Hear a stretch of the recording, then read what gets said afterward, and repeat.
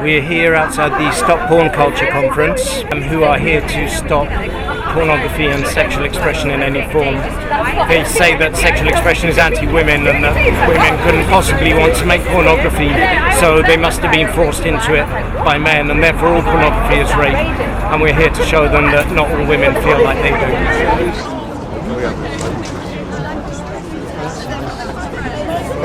No, we're just giving out biscuits for the conclusion. I don't understand. I'm scared.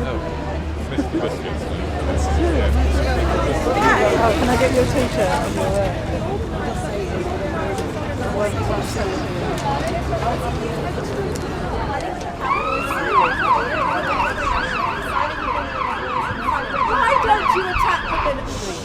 Why don't you attack the benefit cuts? Why are you attacking mothers who are just trying to support their children? No, why don't you attack the money from the military that's stealing your money? Why don't you attack the benefit sanctions? Right, I think our cookies have gone down really well, don't you, Gail? I think it's really ironic that you're giving out cookies while you're having this conference to shut down the sex industry. Like, why are you trying to feed us when you're trying to shut down an industry? How do you think we're going to shut down the sex? Just give me an idea of how you think an organisation on a minimal budget is going to shut down. Yeah, I don't think you are, but you're having a conference that advertises that that's what you're trying to do. No, we're not. Stop porn culture. Yeah, of course I read it. Stop putting your biscuits on my face. It's embarrassing. Stop shouting. Like, put them down. Lower. Stop shouting at me first. Stop shouting. Are you a teacher or what? Just shut up yourself. Finish what you're going to say. David, can you finish down? We know what you're going to say. So what I'm going to say, what we're trying to do is to build a kind of cafeteria set of curriculum which parents can access, teachers can access, healthcare professionals can access. That's what's being done. I'm not going to talk to you. What about safety? What about when women are murdered because the police crack down as a result of your organising? Either you remove this woman from my face or I'm going on the street. Either women are murdered. We're trying to have a conversation. Two women have been murdered in the last 2 months. Either you remove her. You and I debated online. You told me, without any shred of doubt, that you would like to see all porn, the entire porn industry eradicated. That's at a personal level, but as stop porn culture, that's not what the goal is. But if you're here to... no, just wait. Military culture. Excuse me, because somebody just get this woman away. Because someone just get this woman away. Let me tell you, as me as personally, yes, absolutely, I would like to see a society where we don't have pornography. But Stop Porn Culture is a 501c3 in the United States of America. It is actually, our bylaws are around education. This is what this conference is about. But Gail, as you as a former teacher, how do you expect to engage with people who from all sorts of backgrounds, with all sorts of views, if you make your view very clear, and you call people like me, and you have done call me, a porny man, a boy man, things that you believe are insults, I don't actually take them as insults particularly, but I know you throw them around in a very juvenile fashion when you call yourself an academic.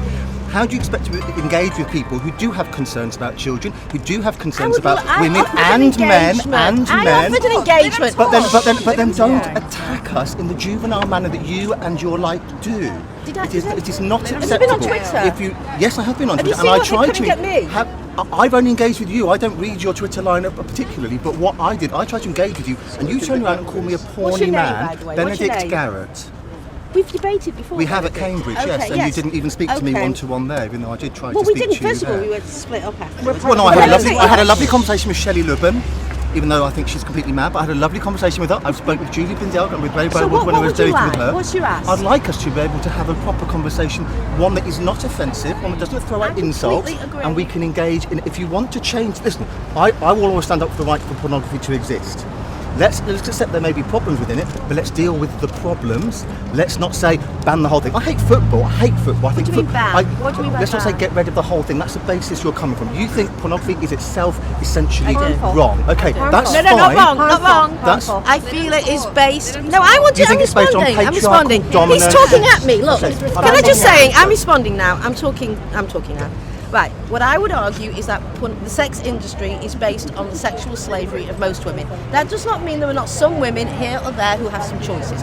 I believe there are some institutions in our culture that are so bankrupt and so based on oppression that they cannot be salvaged. They cannot be changed from inside. They need to be shut down. I think slavery, where I live in the United States, for example, was so bankrupt that unionizing the slaves would not have been a good idea. It was too bankrupt. I would argue with you that pornography and the sex industry and prostitution is so bankrupt and is so based on the oppression of women and some men that it is absolutely unsalvageable as an institution. And that's the problem. Then you cannot negotiate then, because you come from this ground where you say it's so unsalvageable that we can't begin to make changes. Also, we're fighting big so then business. you're just admitting that But you we're can't fighting begin to make changes. capitalism. We're fighting big business as well. From within.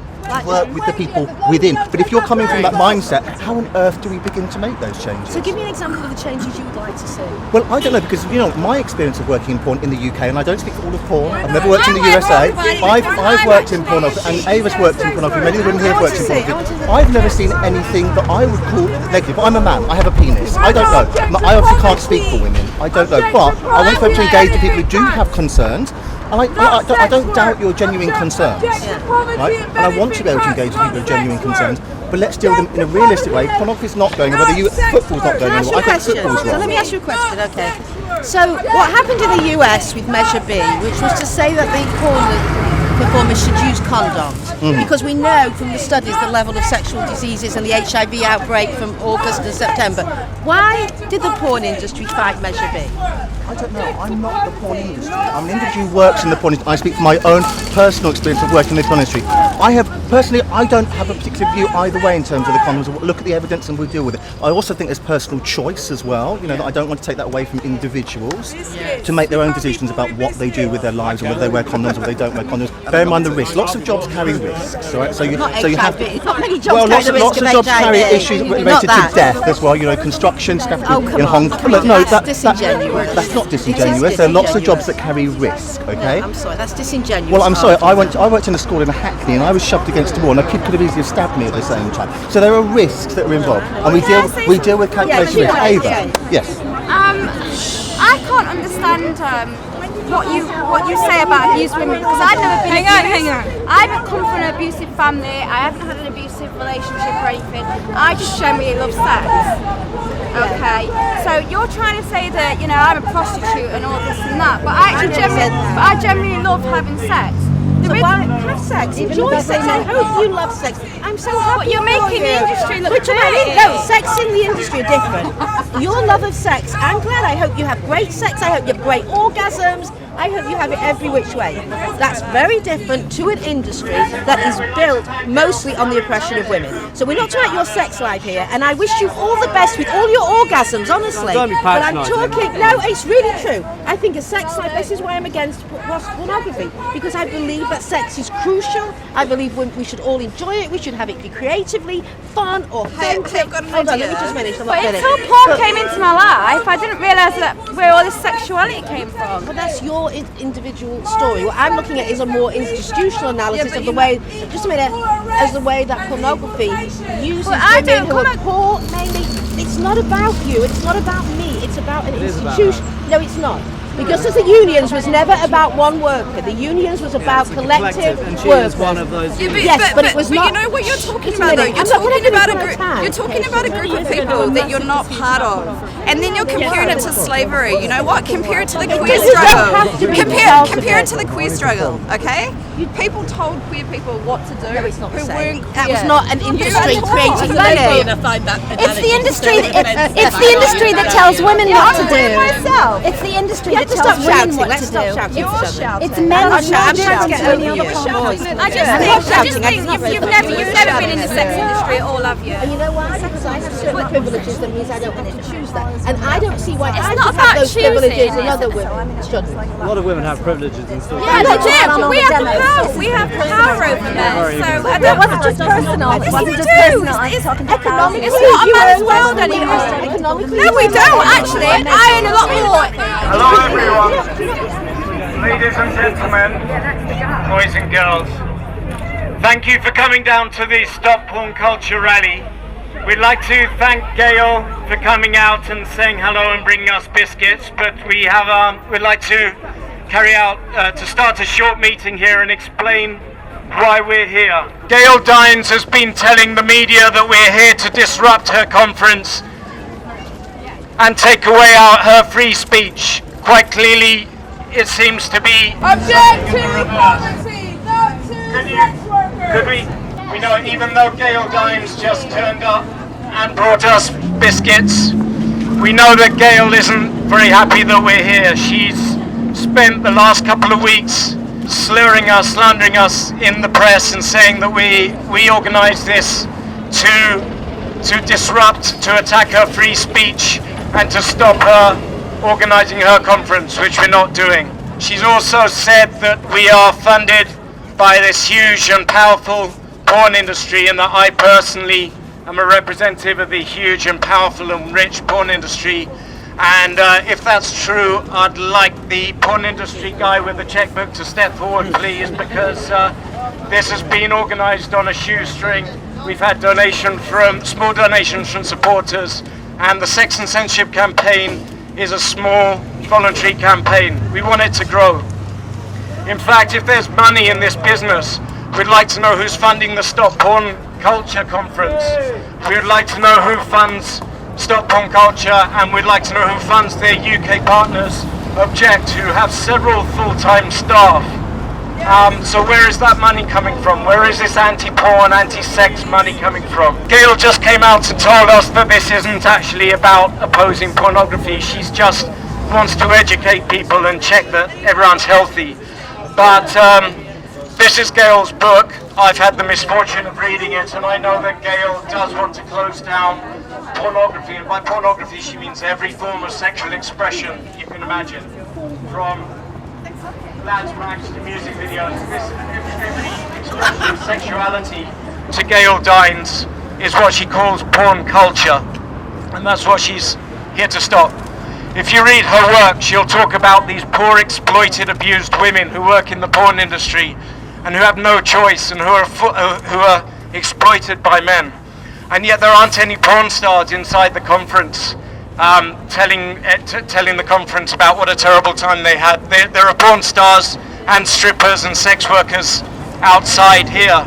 So why if Gail Dines is here to support the women in the sex industries, why haven't they been invited in, and why aren't they speaking at her conference? So who is Stop Porn Culture? Stop Porn Culture is headed by Gail Dines. She's the author of 3 books. This is her most recent book. The anti-porn, anti-sex industry is a very lucrative business, and there are several books. On the microphone. Men are defending the porn industry. I'm being heckled. Today Gail Dines has teamed up. Gail is British, but she's based in the US. Today Gail has teamed up with Object, who are an anti-sex group based in the UK, who campaign against strip clubs. They say they're saving strippers, but they turn up outside strip clubs and attack, and even, I've been told, spit on the strippers who come out. How are they going to rescue why they want to rescue strippers, but they spit on them if they want to keep working? They say they want to rescue porn stars, but they want to rescue them from working in work that they choose and that they get well paid for. So for too long, the media has been dominated by anti-sex messages. These groups are very small. Stop Porn Culture is a very small group. Object is a very small group. When Object hold their protest, they are a half or a third the size of this protest. So they're not representative, but they get the media time. They get the Daily Mail column inches, and they get the Guardian column inches. And the Stop Porn Culture is here to start to reverse that trend, to make sure that the women who work in the sex industries actually get a voice in the media, that they're actually listened to. So porn stars, I know we have some porn stars here, they want to save you. If you're a porn star, do you want to be saved? I can save myself! Our message today is porn stars don't want to be censored, and strippers don't want to be censored, and people who watch striptease and who enjoy porn don't want to be censored. Our message today is don't censor me. The person who suggested this protest in the first place is most definitely a woman. I'd like to introduce Renee Richards, who is a former porn star and now campaigns for sexual freedom. I just want to say a few things about the ladies inside of this building. Gail Dines and other so-called feminists inside that building today claim that all porn has harmful effects, without any facts to back this up.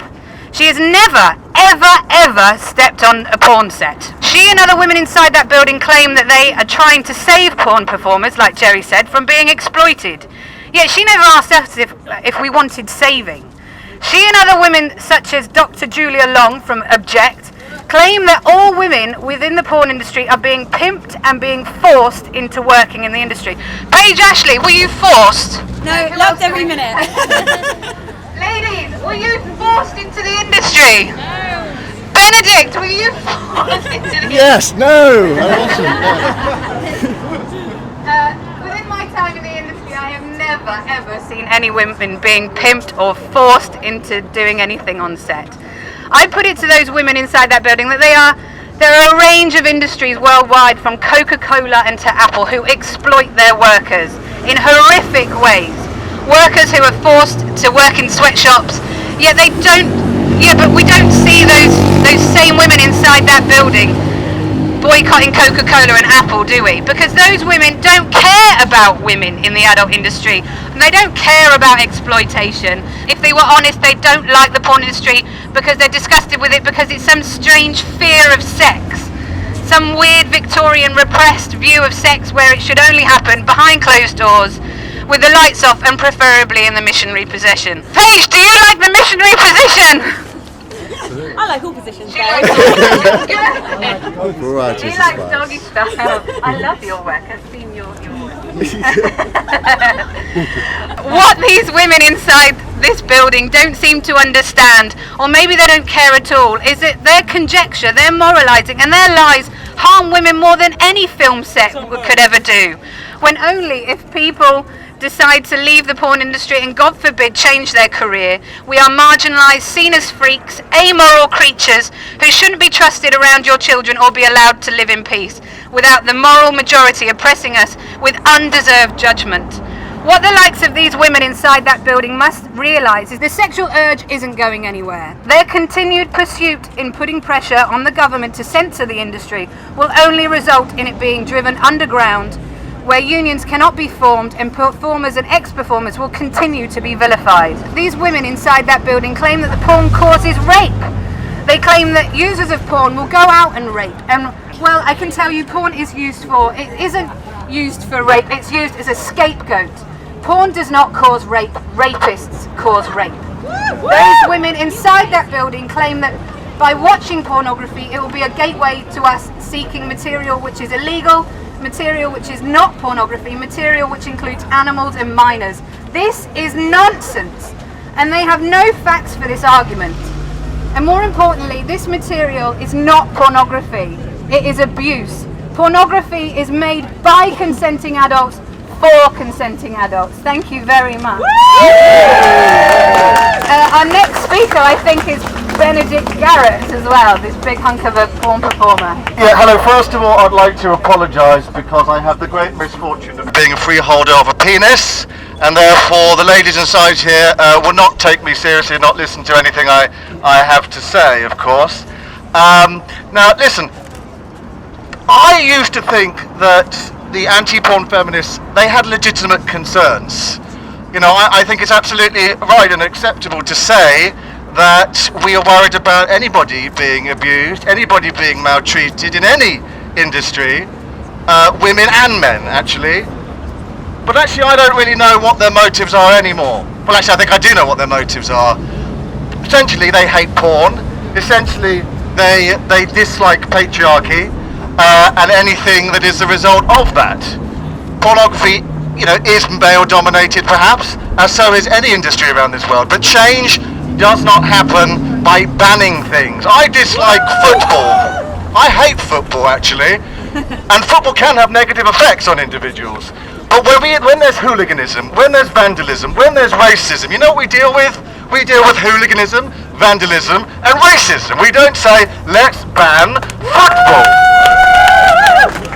When these anti-porn feminists claim that, and they throw out these words because they use the method that the Nazis used, when they refer to the Jews in terms of rats and vermin and that sort of stuff. What they will constantly do, these anti-porn feminists, is they'll use these three particular terms: rape, paedophilia, and bestiality. And if you repeat them enough, you may get people believing you. But the fact is, when there is rape, when there is paedophilia, and when there is bestiality, those things are illegal. And you know what? In this country, we have things to do with those things. We call them laws. And when there is rape and bestiality and paedophilia, you need to tell the police, and you need to deal with them. We don't need disingenuine women who really just hate pornography and the sex industry to tell us when something's illegal that we should be dealing with it. We know, thank you very much, that we should be dealing with it. Having worked in the porn industry for over 10 years now, I've never seen any evidence of that. Might those things exist? Perhaps. But you know, I have been sexually molested in my life on 2 occasions. Never in the porn industry. But as I say, they may happen. And Gail Dines believes that what's in her brain and what she can do through her hands and through her mouth is worth far more than your vagina. Your vagina is worth nothing compared to what's in her brain. Do you really believe that, girls? This is capitalism. Capitalism, it's not really a right system, it's not a wrong system, it's a way of making money, and you can make money however you wish in this life. And if you wish to use your body to do so, then that is your choice, but it is your choice. Do not be bullied by these women. These women are saying that you shouldn't be doing porn because it's men telling you what to do, that you're being bullied by men. But what they want to do is replace bullying by men by bullying by women. And they think their bullying is more legitimate because they also have a vagina. Do not be bullied by anybody, men or women. You make your choices in life to suit you and your own values in life. Do not be bullied by anybody. Thank you very much. I'm from the English Collective of Prostitutes, and we're very happy to be here for a great picket. We know the people who are in that building today. They have a long track record of organising with governments, with the police, to increase repressive legislation against sex workers. After the tragic time of the Ipswich murders a number of years ago, what they did not do was press for decriminalisation of the entire sex industry to remove the stigma of sex work, so that women would be less vulnerable, so that violent men would know they're not going to get away with it, so the police have to know they have to prioritise our safety and not prosecute us. They managed to press through with a whole moralistic campaign in the last government to bring in the Policing and Crime Act, which introduced closure orders, which introduced increased police powers against sex workers, and lo and behold, the police have been using them, cracking down on women, first of all on the street, where women are most up against the police, are most up against discrimination and violence, and also they've been cracking down, the police have been cracking down against women working indoors in safer premises. People may know that there's been a whole crackdown recently in Soho, and women have been driven out with the police using closure orders. Women have been where women are working in a much safer way with a maid in a community which is totally accepting of the sex industry. The tragic results of the organising that these people who call themselves feminists, shame on them, can do, is they never talk about the money. They never talk about the fact that we don't have the money, that we're working in a sex industry because there's a lack of economic alternatives. They're cutting our money, they cut our benefits. Most sex workers are mothers supporting families worldwide. We are mostly mothers. Yes. And what do they think we're going to do? We are not going to see our children go hungry. There are women out now on the streets working there because they haven't eaten for days, and that is a fact. And there are women now who are increasingly being driven into the sex industry because there are fewer and fewer jobs around, because benefits are being cut. That is what there are. Soup kitchens galore. Soup kitchens are growing, but they don't object to soap kitchens. Yes. Why doesn't Julie Bendel object to soup kitchens? Because there's no sex. Why doesn't she object to the military, which is stealing our money? Why doesn't she object to the government, to all those in governments who steal our money from in every single way, shape and form? No, they want to increase repressive legislation, and that is our experience. And most recently, the crackdowns on the street at Ilford, in the east of London, there was a crackdown by the police against clients, which is another thing that these same women are after. They want to criminalise the clients of sex workers. There was a crackdown in Ilford against clients. Women there had to run into the shadows, they had to run into the back streets in order to protect their clients. Of course, protecting your clients is your first priority, and your safety.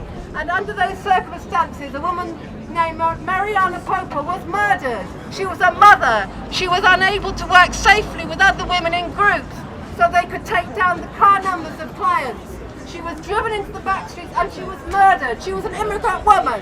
She was a Romanian woman, a young mother, and she was murdered. And this is what happens when the police have a free rein to crack down on sex workers. Violent men think they can help the police, join with the police, and this is exactly what these people are doing. These so-called feminists are joining with the police. These so-called fundamentalist Christians are joining with the police. They are backing them. They are giving them the power to close down premises, to crack down in every area. So they're even going after the porn industry. To criminalise clients has resulted in a government parliamentary group recommending just that clients are criminalised. As though that's going to help anybody. Of course it's not. It's going to make it all much more dangerous. It's going to drive women underground and into greater danger. We're organising a meeting in the House of Commons on the 26th of this month. Everybody is welcome to come. We have leaflets here, and it's to oppose the increased criminalisation of the sex industry, which is what these very people have been doing in that building, have been doing for the past years. Thank you. The people inside need to thank us because they've based their entire careers on the backs of everybody in the erotic industry. So we'd like a great big thank you from everybody in there. They have websites, they have careers, they have book deals. We'd kind of like that as well. But yeah, they have all this, they have an entire career on our hard work. So we would all like a great big thank you. Secondly, it's really important that we kind of, the females in this industry and the females generally, reclaim feminism. Because what is happening in their stop porn culture and all this radical feminism isn't actually feminism. I can't see it as feminism. As I was saying to somebody earlier on, there's sort of, you can kind of find an analogy with, you know, all the moderate Muslims are being told, oh, why don't you control your fundamentalists? And it's kind of the same with feminism. Like, all us women need to actually take charge and control our fundamentalists because they are actually ruining something that was once really, you know, honourable and empowering and everything. But this puritanical, very nasty, very bullying side that has emerged and become powerful and organised in the past few years again is actually very dangerous to all women in general. And there you go. We need to reclaim feminism. Dancers, porn stars, sex workers, normal women, nurses, receptionists, office workers, everybody. We need to take it back and make it sane again. My name's Sleazy Michael. I've got involvement with, well, I'm a full-time male escort, and I'm very involved with the porn as well. As a male sex worker, I love my job, and I'm an award-winning escort, and I give pleasure to many people that wouldn't be able to get pleasure if they didn't seek the services of a male escort. And there's a very unfair view of the sex industry, and I just wanted to give a viewpoint that there are male sex workers as well, and the majority of male sex workers do it because they enjoy it. I absolutely love my job. I was a railway engineer for 31 years and I just fancied a slight change. And 2 years ago I won a very high profile obscenity trial. I was charged for charges to offend and deprave and corrupt customers that were viewing my porn I had for sale. It involved extreme sexual acts between men, fisting, water sports, BDSM, and for 2 days Southwark Crown Court was the only unlicensed free sex cinema in the UK. There was 2.5 hours of edited highlights shown on screens. And after they'd seen about 3 hours of continuous fisting, the jury was beginning to get a bit, oh, this is getting boring. Even I can't watch so much fisting. But I just, but I won my case. I was one of the few people to plead not guilty and win my case. And one last thing about the porn, the police returned all the porn I had, and I was actually with a client, and I told my client, I said, look, the police are going to turn up with all my porn at midday. We're going to have a break. So the irony was that I had my hand up my client's arse 5 minutes before the police turned up with all my porn. Thank you, I'll leave it with you. Okay, yeah, we're not going to wrap up quite yet. We might as well make our presence felt here a bit more to the people inside. I think, as some of the speakers have pointed out, we know the people inside. They're not here to protect women. They're not here to protect sexual health. They're not here to educate people. They're here to call for censorship on a grand scale. These are the people who are banning lads' mags from supermarkets. These are the people who have been protesting outside strip clubs and campaigning for stronger laws on striptease, and having strip clubs closed down around the country and having women thrown out of well-paid work. And these are the people who have been lobbying the government to put its filter plans into place, and who are now lobbying the government for even stronger excuse me, internet censorship. Gail Dines, who we saw a little earlier, and who has been calling me a tool of the porn industry in the media most of this week. Gail Dines acts as a consultant to governments on censorship.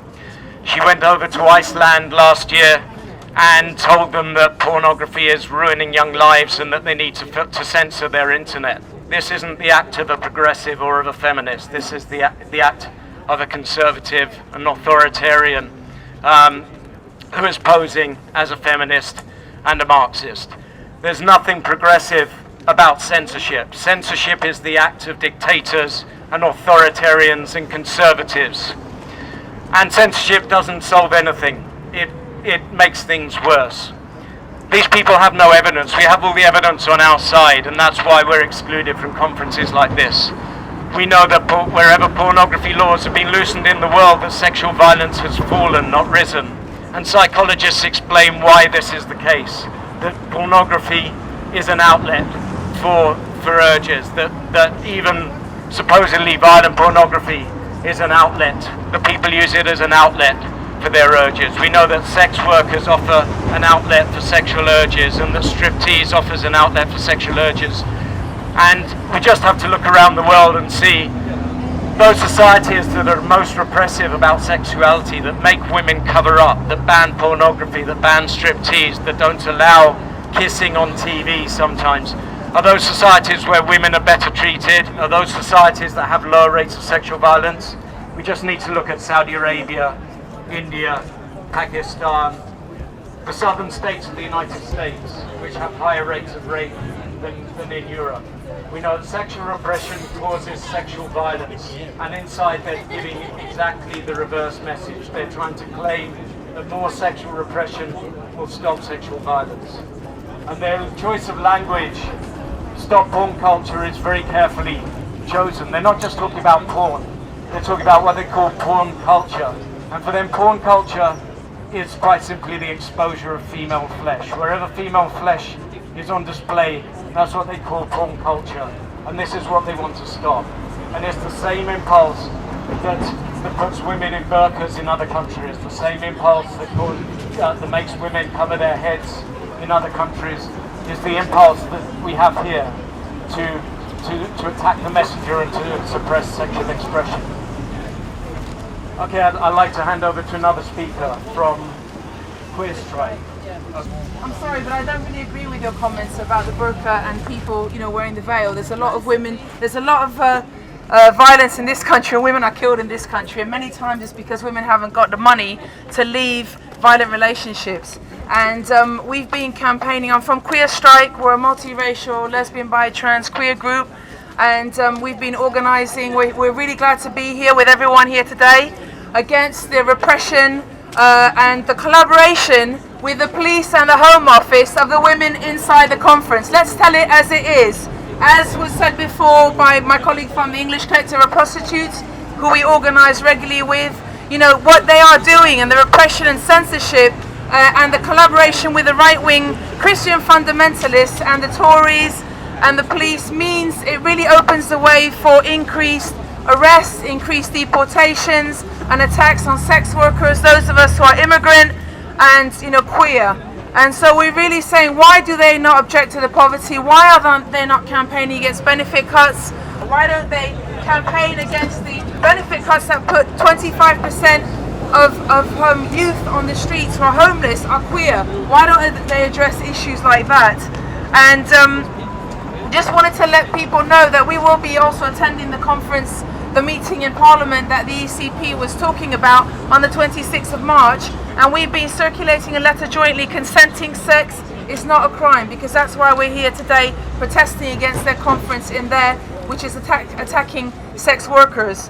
And we have been gathering a lot of signatures also from queer groups and also from like the Brighton Feminist Collective, who are different type of feminists from those inside the Sex Worker Open University, Queer Resistance, Rupert Everett and other people.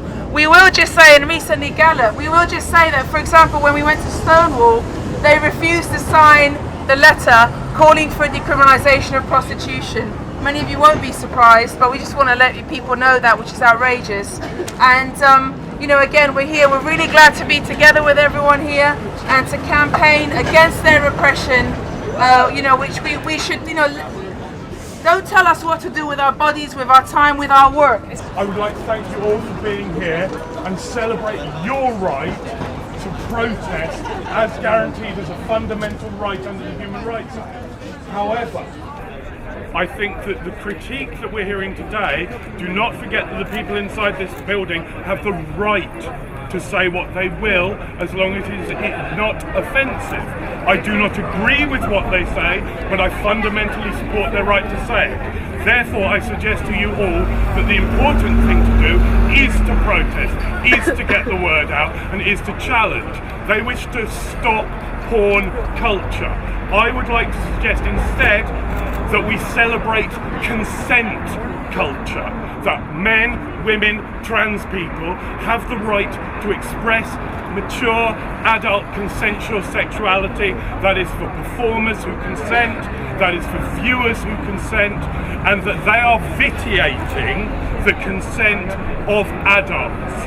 That I question fundamentally. Thank you very much.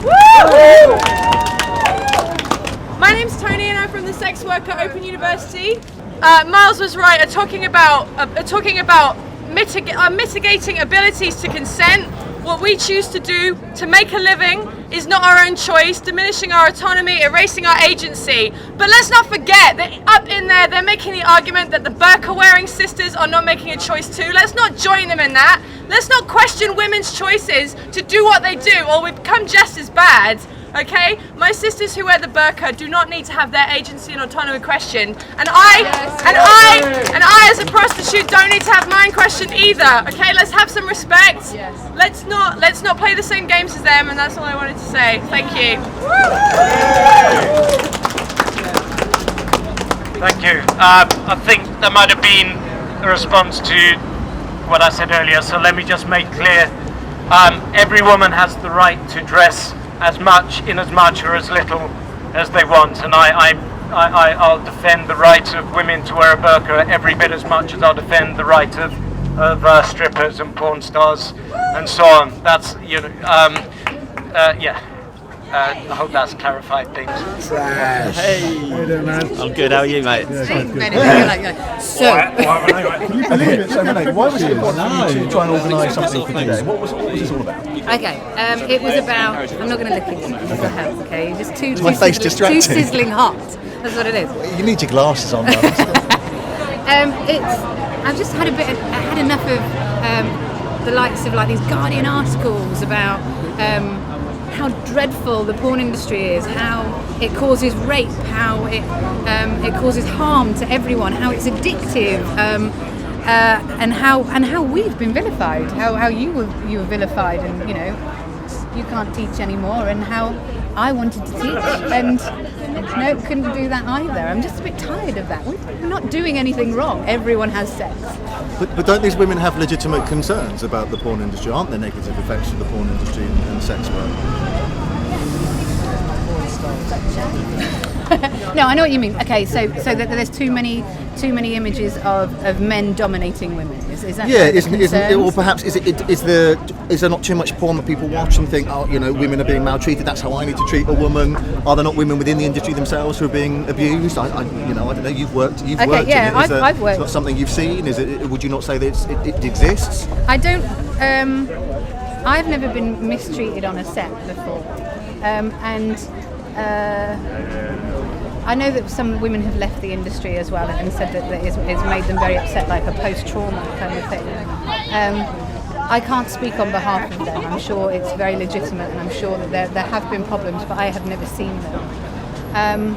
I think that maybe we should have a union. I've been talking about this for ages, that we can set standard rates, and that we can also put in place something where if anything bad does happen, that I don't know, we have some type of structure there to work with that, I guess.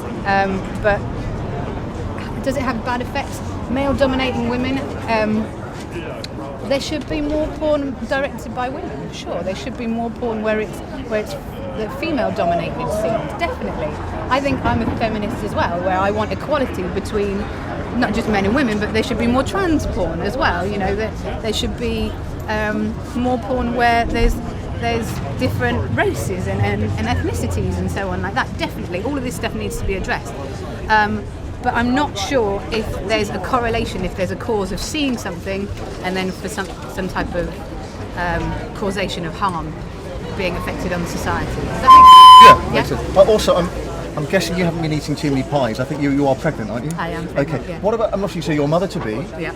Do you not have any worries about your child and exposure to pornography, and if more and more porn is being seen, the children are accessing porn? Are there any fears you have as a future parent? Yeah. So I think, like yourself, we've made porn, and we haven't made porn for children. The porn that I've performed in, I've made for adults to see, for them to. Do you think they should be making porn for children? No, of course not. But this seems like it always seems like a bit silly. But, and I know for ethical reasons we can't find out how many porn, how many children are viewing porn. It's very difficult. But there are measures put in place, and there should probably be more measures like these nannying controls that you can put on your own computer so children don't see it, which I think is what myself and my husband would probably do, is that we'd put something in wave that we would put and install in our home, and we'd also probably speak to our son as well about sex a lot more. I know that a lot of parents don't talk to their kids about sex, and that it's okay to masturbate, it's okay for this and that and the other, and tell them the difference. I know I said the M word, and there's a massive difference between porn and sex as well, I think. I don't think I'm doing car driving, especially not now,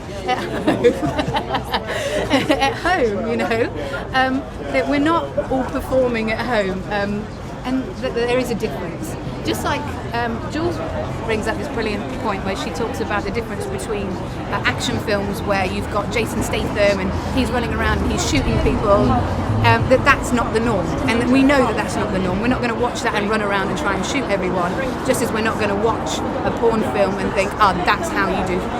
But aren't there always a few idiots really who do that, who do see what they see in shoot 'em ups and do see what they see in porn and think, I'm going to go out and do that? This is where education comes in, doesn't it, as well? And if that's the argument you're going to put forward, then you have to say, okay, well, we must have a complete nanny state where we remove alcohol, cigarettes, I don't know, everything. Jason Statham movies, everything. Remove Jason Statham. Is that the argument? I'm not that keen on him. No, you're not. Okay. You've got a hair back there. Just to ask as well, because you went into teaching. Yes, yeah. Did you, and I think there's always a fear that when I was outed for doing porn, that they were worried. The parents were worried that I might turn up in the classroom and forget where I am and get my penis out. I know, Did that ever happen in your classroom? Well, I got my vagina out. Did you get your penis? You got vagina out? Yes. Yeah. No, I can't say that ever happened. What a surprise! Yeah, it wasn't the parents that had a problem. It was the institution that had a problem, and they're the ones which arrested me. Yeah, I don't think the parents ever got a say. Really, they might not have had a problem unless I got my vagina or penis out. Yeah. I think you'll find that there's actually the majority of parents probably don't really have a problem. Yeah. But, you know, maybe that's just your guess. Yeah. Morally feminist, ladies and gentlemen, and Home Office equals more arrest deportation. So my name's Jude Roberts. I'm a researcher in cultural studies, so I work on the representation of gender and sexuality in popular culture. And what brings you along here today then? Why were you motivated to come down? Well, first of all, Renee asked me if I would come to support her. And second of all, my concerns about the kinds of discourses being put forward by Stop Porn Culture are substantial. I absolutely accept their right not to like pornography, but their campaign goes well beyond their personal dislike towards an advocation of the removal of pornography in its entirety, and in lots of ways toward the censorship of sexual expression more generally. This is something that we've seen them work at significantly in the United States, and the concern about them bringing it here is that this is exactly the time when our government is working towards greater censorship of the internet and of access to sex and relationship advice as well. So there was recently a bill put forward in the Houses of Parliament for increased and mandatory sex and relationship education in schools that was voted down. Part of the argument against it was that ignorance is the same as protection, and that is clearly not true and can't be allowed to be continued as a discourse. Stop Porn Culture argues that if you know about sex, if you are presented with images of sex, you will therefore automatically be corrupted and lose your ability to recognise the difference between consensual sexual expression and non-consensual abuse. My argument, I suppose, would be that, in fact, the very thing that Stop Porn Culture is concerned about is what they do in arguing that the porn industry is, in its entirety, an abusive environment. And so what would do you recognise perhaps there are problems in society in relation to porn? Do you think there are? So what would your solution be then? Well, my solution would be to bring regulation of the porn industry in line with regulation of other industries. I see no reason why sex workers shouldn't be protected by the same rules to do with workplace harassment, and why there shouldn't be campaigns for better and more diverse representation in all other areas of the sex industry, and in fact in all areas of society, because these are not problems that are specific to pornography or to the sex industry more generally. These are problems that are endemic in our society. So we do live in a misogynist culture, we do live in a capitalist culture, we do live in a racist culture, and those are issues that we absolutely ought to address, but to address them only in one industry, it by no means goes toward addressing them in wider contexts. If Gail Dines and Julie Bindel and Object and the other members of Stop Porn Culture were truly concerned about the repeated idea of women as continually sexually available and the repeated idea of women as really meaning yes when they say no, they would be campaigning against romantic comedies as much as they are against the porn industry. I suppose their argument would be, well, we're attacking this one thing. That doesn't mean, you know, we wouldn't also be critical of other areas, but this is the area that we're criticising. But that's precisely what they are doing, because they're not saying stop porn, they're saying stop porn culture. So their argument is that the entirety of the ills of society are based on the existence of pornography, which is clearly farcical as you begin to think about it. Intertwining between religious groups and anti-sex feminism. They get a lot of column inches, they attract a lot of funding from somewhere, and there was no real kind of counter movement. So every story in the press tends to lean against porn, against sex work, against striptease and so on. And so really I set up the Sex and Censorship. The idea of the group is to create some balance, to hopefully tell both sides of the story, and to point out that even though these groups claim to be women's rights organisations and rescuing women, that they tend not to speak for the women that they claim they're saving. And are you just a passionate supporter of porn, or is it your livelihood? Is that the business you're in? did make my living this way. I don't anymore. I closed my business about a year and a half ago. So yeah, I'm just a Bolshevik activist that feels I have a very strong sense of justice, and I hate bigotry. And what we're talking about here are bigoted people and bigoted groups posing under the banner of women's rights, really. So yeah, I'm very passionate about this. When we were at Exhibits, and we've been in there today talking to people, and one thing I'm aware of is there's quite a lot of agreement over certain things. Like there's quite a lot of agreement. I think everybody's said it from all sides, that there's a lot of stuff that's readily available, especially on the big free sites maybe, that we don't want kids to see. Sure. I think everyone's in agreement with that. So why is it that there's quite a lot of conflict, i.e. big protests? Well, the thing is, these aren't child protection advocates. They have no interest in child protection. Child protection is one of the mantles that anti-sex, anti-porn groups adopt. These are fundamentalists who are seeking censorship, and they want adults to, Gail Dines was quite happily said she doesn't want adults watching porn either, but child protection is a very nice media-friendly banner to pose under. So not everyone who says they're a child protection advocate is actually out there for child protection. The fact is, we have mechanisms to protect children online now. There's child protection software, but the greatest child protection mechanism of all is education. And these people are trying to close down sex education sites as much as they're trying to close down porn sites. The filters that the government brought in last year censor sex education. Is not just about porn. They censor nudity, whether it's in a sexual context or not. So yeah, they say they're out to protect the children's delicate little minds. It's not what they're about. And as I say, the porn industry for years has worked with technology companies and with government to make sure that there are ways to filter out their content. The porn industry isn't interested in children because children don't have credit cards. To put it simply, there is no market there. What do you say to people? Is it Mour? Yeah. And various people I've spoken to have been saying that it's just getting more and more violent. Online porn is getting more and more violent. And I know I think there's one study that was done in 2010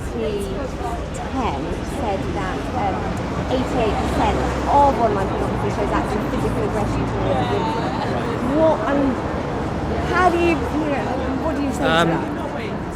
Well, you'd have to define aggression first of all, and whether is this actual aggression or are these acted out things. I don't believe the 88% figure. I've seen another study that randomly chose, I think, 300 or so porn clips, and I think they found one that could have been said to be abusive in any way.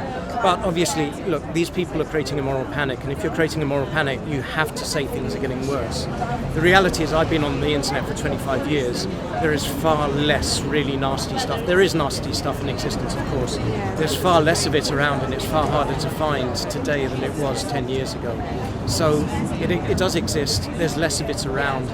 They say it's getting worse because they're calling for action, and what the action they're calling for is censorship, and governments aren't bumped into censorship unless they can be persuaded that things are getting worse. Things aren't getting worse.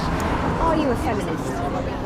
I used to use that label, and now I don't, because the term has become so vague and so blurred that I don't know what it means anymore. My mother was the women's lib generation. I grew up in that feminist environment, and if you said, am I a feminist as it was in 1970, say, yeah. Am I a feminist today? I don't know what the term means. It's almost become meaningless. What was it like when you said a feminist I was in 1970? 5 in 1970. But when you said that, what was the image that you had of a feminist in 1970? It was very much a libertine movement. It was very much about telling men that women's bodies were their own and women could do what the hell they wanted with their bodies. That's what feminism was about. The feminists in here believe in exactly the opposite of that. They're telling women that you shouldn't take your clothes off because you're making men rape people. You shouldn't be in porn because you're turning men into aggressive rapists. You shouldn't be on page 3 because you're making men think that all women are just sex objects. And it's all nonsense when you strip it away. The fact is that Renee Richards, who helped organise this protest, is a porn star and she's a feminist, and that's the kind of feminism I would go along with. Do you think they need some sort of movement to for you to get these sort of views across? Do you think that we're all just misunderstanding each other, is what I'm trying to say? There's a lot of conflict. Are we all just misunderstanding each other? If we all sat down and had a cup of tea, would we be able to sort of... I've spent several years, there's a group in here called Object who are part of this conference. I spent several years trying to talk to them until I realised they're not interested in being talked to. I came along to one of their protests with a female porn producer, and I went to everyone on the protest and said, would you like to speak to a female porn producer? And they screamed in our faces and then turned their backs on us. They're not interested in listening. Of course they have to sound reasonable. That's their job, they want column inches. So, the fact is, these are very small groups of people, but they get money. I don't know where their money comes from. They get column inches in The Guardian, in the Mail and elsewhere. They're a lot louder than their numbers suggest, but for sure, most people will have a reasonable conversation. There are always a few extremists who will never talk. Thank you very much. It's a pleasure.